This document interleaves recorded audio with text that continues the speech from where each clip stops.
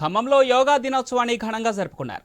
ప్రభుత్వం ఆయుష్ డిపార్ట్మెంట్ యోగా కేంద్రాల ఆధ్వర్యంలో సర్దార్ పటేల్ స్టేడియంలో యోగా డేను నిర్వహించారు.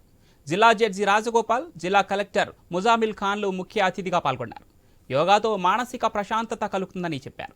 మానసిక ఒత్తిడి లేకుండా ప్రశాంతంగా యోగాతోనే సాధ్యమన్నారు. ప్రతి ఒక్కరూ యోగా చేయడం అవసరమన్నారు.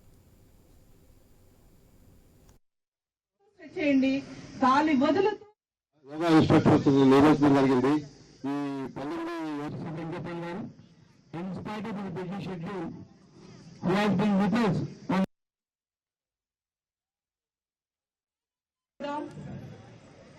పాదహస్త చేశారు.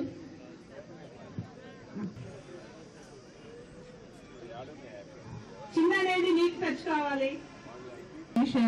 రిలాక్స్, కాలు ముందు స్ట్రెచ్ చేసి చేతులు వెనక్కి పెట్టుకొని రిలాక్స్ పొజిషన్ లో కూర్చోవాలి. కమ్ బ్యాక్ స్లోలీ, కాలు గ్యాప్ తీసుకోండి.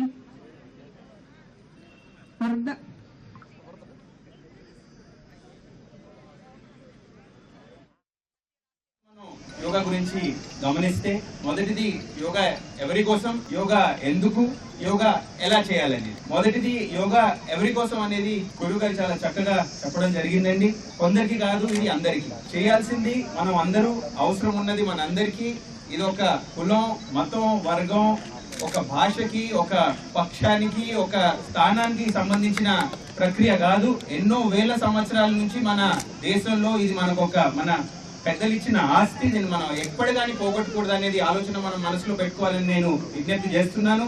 ఈ యోగా అనేటువంటిది కేవలం శారీరకంగానే కాదు, మానసికంగా కూడా మనకు ఎంతో స్వస్థతను చేకూరుతుంది.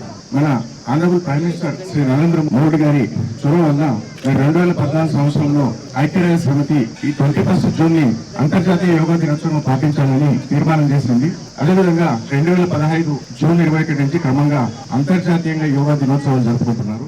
దాదాపు ప్రపంచంలో 190 దేశాలు ఈ యోగా దినాన్ని